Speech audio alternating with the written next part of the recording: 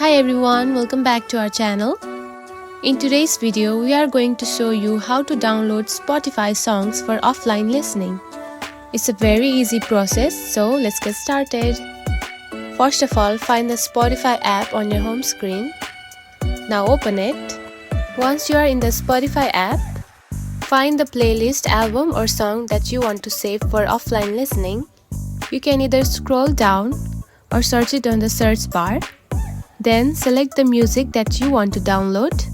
Once you have selected your playlist or album, look for the download button. It's a little downward arrow. Tap it and your music will start downloading. So Instagram shows you this part if you don't have a Spotify premium account. That's right, downloading songs for offline use is a feature exclusive to premium subscribers.